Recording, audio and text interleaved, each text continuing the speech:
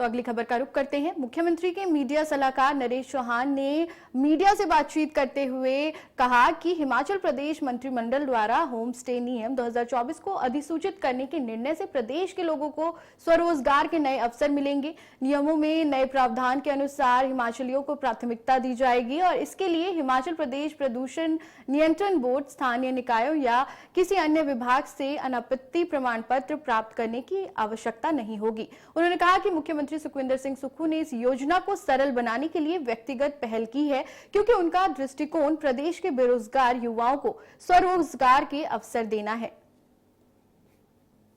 ये इशू था जिस प्रकार से होमस्टेज का काम हिमाचल प्रदेश में, आप सभी जानते हैं कि पर्यटक राज्य है। होमस्टे की जो अभी तक की जो पॉलिसी थी उसमें कोई क्लैरिटी नहीं थी। उसमें रजिस्ट्रेशन हिमाचल टूरिज्म भी कर रहा था और साथ में आप समझें कि भारत सरकार की भी एक योजना है DNB को लेके, और हमारी जो अभी तक की पॉलिसीज थी उसमें हम नंबर ऑफ रूम्स जो थे वो 3 रूम से ऊपर नहीं थे।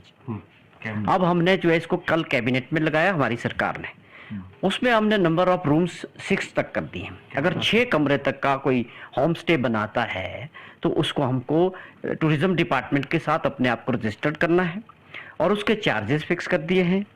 और इसके पीछे क्या है कि जो 2 कैटेगरीज की, 1 से 3 कमरे तक और 4 से 6 कमरे तक, और अलग अलग इसका रजिस्ट्रेशन चार्जेस रखा है। आप अगर बात करें कि इसको हमने 3 कैटेगरीज में बांटा है।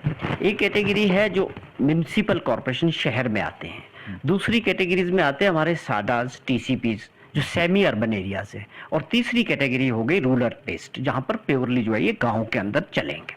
और उसका जो स्ट्रक्चर है आपको मैं बता दूं कि 1 से 3 कमरे का कोई होम स्टे चलाना चाहता है तो उसके लिए 8,000 रुपये का जो आप समझें registration fees annual municipal corporation में शहर के अंदर रहेगा, और 5,000 रुपया जो है ये सेमी अर्बन एरियाज का। सीधा सा जो एक कंसेप्ट है वो ये है कि आपका जो अपना घर है उसमें आपके जो एडिशनल रूम्स है जो आपके काम नहीं आ रहे, आप उसको अपने पर्यटक की दृष्टि से आप उसको चलाएं और उससे अपने रोजगार को आगे बढ़ाएं। ये सरकार की मंशा है कि, और इससे क्या है कि टूरिज्म भी गाँव तक जाए, आपका जो लोकल कल्चर है, लोकल फूड है वो भी उनको मिले।